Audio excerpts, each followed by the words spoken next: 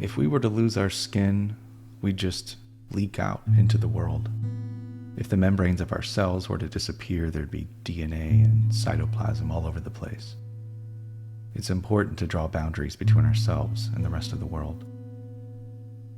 Since the beginnings of recorded history, people have had spontaneous spiritual experiences where they suddenly perceive the unity of all things, and for a moment they merge with every being and every atom in the universe. But then it ends. A Buddhist saying tells us, before enlightenment, chop wood, carry water. After enlightenment, chop wood, carry water. In the practice of ritual magic, at least in the West, there are often instruments involved. Tools, like a wand, a dagger, a cup. But the most powerful tool, the most important, is a piece of chalk, or whatever it is the magician uses to create the protective circle. And the most important component of any ritual occurs at the beginning and the end. It's called banishing.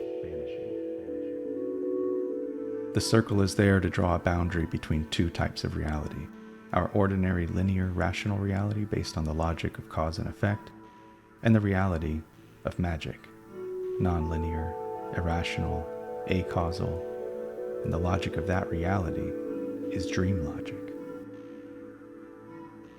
The hallmark of dream logic is convergence. Two things that are related in your mind fall together in dream space and dream time. It's just non-stop synchronicity.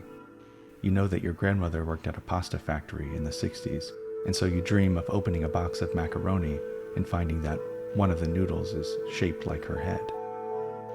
The world around you manifests connections that only exist in your mind, and this is how magic works. The occultist Lon Milo Duquette wrote a book called Low Magic. The subtitle of that book is "It's All in Your Head. You just have no idea how big your head is."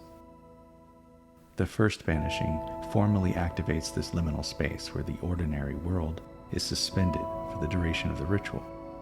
A key component of this banishing is orientation. The magician acknowledges in some way the cardinal directions. Face the east, call out air; face the south, invoke water, and so on. This is meant to anchor us, keep us grounded and oriented. Tie a tether to us so we don't drift away into the sort of schizophrenic thinking that can occur when we operate in that liminal space. Because although it's useful for getting around the rules of cause and effect, it's not a place you want to hang around for too long, lest you get lost in the shifting sands of the dream world. The second banishing dissipates the space, closes the door.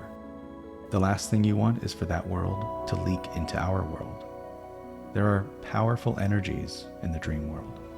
Good things, bad things, things we shouldn't leave the door open for, because that's an invitation. That way lies madness, getting consumed, obsessed. We can use ritual space for self-healing, to charge an object with resonant power, to initiate self-transformation, to communicate with entities, to generate a synchronicity. But when it's over, the rent is still due. We need to tend to our sheep. We have to know where north is in order to successfully navigate this reality. If we don't have stability in our lives, repeatable patterns, steady responsibilities, stable relationships with stable people, then we should absolutely steer clear of magic until we have those things. Only step into the circle from firm ground. Beware of obsession. Walk away from time to time.